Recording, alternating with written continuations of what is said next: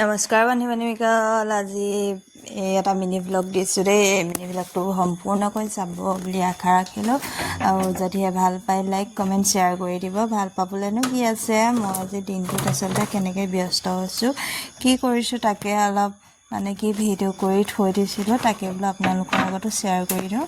এয়া দেখিছেনে, আমাৰ বাগানত আজি পাত টুকিছে। পাত টুকাসকলক মই ঠাণ্ডা পানী আৰু তামোল পাণ দিবলৈ বুলি আহিছোঁ। তাৰ লগতে পেটিও লগতে লমি আহিলে, বোলো মধুৰি লাগি আছে, মধুৰি লৈ আহোঁগৈ ধৰিব।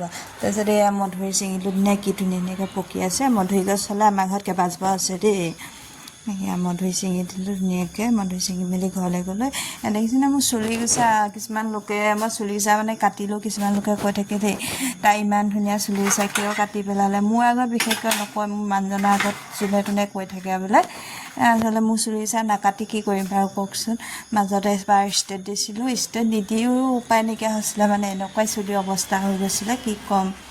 আৰ্চিয়ামৰ এটা চেম্পুটো ইউজ কৰিছিলোঁ মাজতে।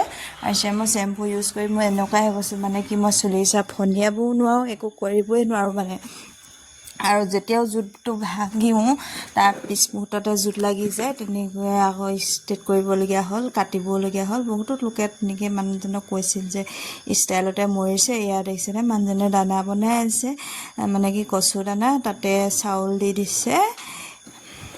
তাৰপিছতে এয়া দেখিলে নহয়, আমাৰ পাত টুকি হৈ গ'ল। পাত টুকি হৈ গ'ল টাইম হ'ল সিহঁতৰ যোৱা। ইমানেই পাত ওলালে আৰু পাতৰ ওপৰতে বেটিয়ে দেখিছেনে শুইছে, বহিছে, কি কৰিছে না ধৰণৰ। এইফালে পাত নিবলৈ আহিলে, পাত দি কৰি আজৰি হ'লোঁ। আজৰি হৈ মেলি ঘৰৰ সকলো কাম বন কৰি ঘৰ চোতাল সাৰি কৰি এইফালে ওলালোঁ, আমি অকণমান ফুৰি আহোঁগৈচোন বোলো। সদায় দিনটো ঘৰৰ ভিতৰতে সোমাই আমনি লাগে ন, ক'ৰবাত অলপ ওলাই যাবলৈ পালে যেনেকৈ ভাল লাগে গোটেই পৰিয়াল হৈ। আমি এতিয়া যাবলৈ বুলি ওলাইছোঁ মেৰাপানীলৈ। ওলাই যাবলৈ পালে সকলোৰে মনটো কিবা মুকলি লাগে ন। এইফালে মানুহজনক মই কিবা এটা কৈ আছিলোঁ দেই, কি কৈ আছিলোঁ নিজে নাজানো। এইফালে আমাৰ লগত মুনু ওলাই লৈছে। ইয়াৰ নাম আমি মুনু ৰাখিছোঁ। আচলতে সেই মুনু নামটো মায়ে দিছিলে, শাহু মায়ে দি থৈ গ'ল সেই মুনুৰ নামটো। মুনমুনীয়াকৈ বোলে মনে মনে গৈ শাহু মাক বোলে তেনেকৈ আঁচুৰি দিছিলে নে কি হেনো, তেতিয়াৰ পৰাই তাৰ নাম মুনু ৰাখিলে। এয়া যাবলৈ বুলি ওলাইছোঁ। ঘৰৰ গেটখন মাৰি লৈছোঁ দেই, আমাৰ গেটখন দেখি আকৌ নাহাঁহিব। এইফালে বেটি চশমা পিন্ধি আগত বহি লৈছে। তাইক বোলো চশমাখন পিন্ধি লোৱা, তেতিয়া আগত বহি চাই যাব পাৰিবা। এইফালে মানুহজনৰ দেখিছেনে, মুখত কি ক'ম আৰু, পেকেট চাগে। এইফালে মোৰ যোনটো মোবাইলটো দেখুৱাবলগীয়া আছিলে, মোবাইলটো দেখুৱাই মেলি আহি গাঁৱৰে ল'ৰা মানুহজনৰ লগৰ এজনৰ ওচৰত বজাৰ অলপ কৰি ল'লোঁ মেৰাপানীত। ইয়াত দেখিছেনে কেনেকুৱা ভিৰ, সন্ধিয়া টাইমত সঁচাকৈ ইমানেই ভিৰ হয় ক'বই নালাগে।